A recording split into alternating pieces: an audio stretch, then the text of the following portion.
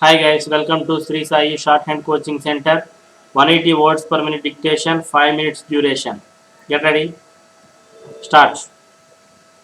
Addressing the meeting, the Honorable Minister said, I have great pleasure in welcoming you all to this meeting of the Industries Planning Committee. I find that the last meeting of the committee was held more than 2 years ago. It seems to be that it might be useful to have these meetings a little more frequently so that we might exchange ideas and share our experiences. I would therefore suggest for your consideration that in future we might hold these meetings every year. I find from the agenda of this meeting that a large number of important problems will be discussed during the course of the day. I should, however, like to draw your attention to the bared objectives of this program and the reason why the government attach so much importance to it.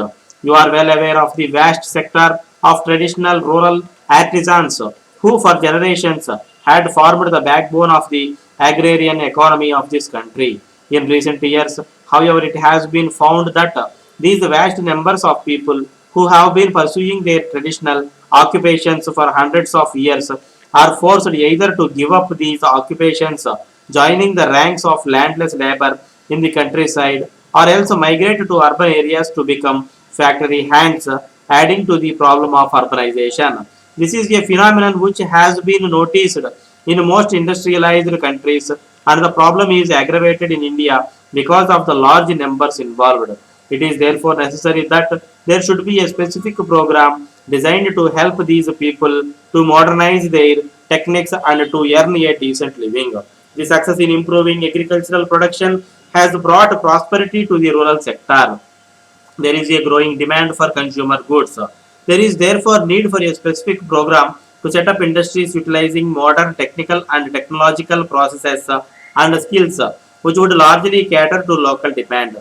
The Rural Industries Program is primarily designed on the one hand to help the traditional artisans to modernize their techniques of production and on the other to help new entrepreneurs in the rural areas to establish industries and services which are relevant to the pouring rural requirements. Of the many important things which we will discuss here, the most important is to arrive at a broad perspective of the program in the coming years.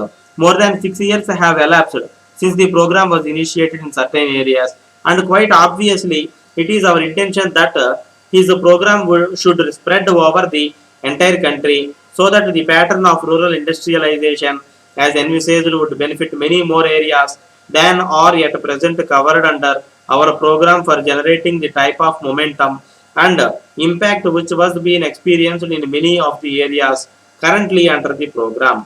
Any effective program of rural industrialization must take into account the specific raw materials and skills available in that area. It is therefore necessary to do advanced planning. Broadly, the strategy in these areas would be similar to that followed under the present program to appoint technical staff of competence to identify new industries that could be started in the area and to ensure that adequate assistance is given to the traditional artisans for improved equipment and facilities as well as to the new entrepreneurs to set up these industries. The assistance given in this regard can be both in the form of loans and grants. But I should imagine that with a large investment, we can look forward to repaid growth in the rural industries, which would have an impact on the economy of the country. Another point I should like to refer to is the level of technology that needs to be adopted in the pattern of rural industrialization. What is needed is not the traditional methods, but the new technological processes which have been developed in our scientific laboratories and other technical institutions. The Rural Industries Program should therefore be a specific agent for modernization in this field and not give support to economically outmoded technique. The Ministry of Industrial Development has recently decided to set up an appropriate technology cell to study this problem and to ensure that some of the newer devices and processes are made available on a large scale to the development of rural industries. This is a matter which needs to be kept constantly in mind since it would be obviously unwise to burden the rural sector with the outmoded technology which would act as a drag on the economy in the years to come. I am aware that marketing is not as big a problem for rural industries as in the case of small scale industries, since their products would largely be consumed locally. However, it would be useful to develop closer links between rural industries and the urban distribution channels for the marketing of their surplus products. In this respect, there is a great deal of work that needs to be done so that the products of rural industries can find a much wider market than at present. In the exhibition which has been arranged for our benefit, we have seen that the rural industries are capable of producing a large number of goods. These are a few thoughts which I felt I should share with you at the very beginning. I should now like to hear your views on the various issues before this committee.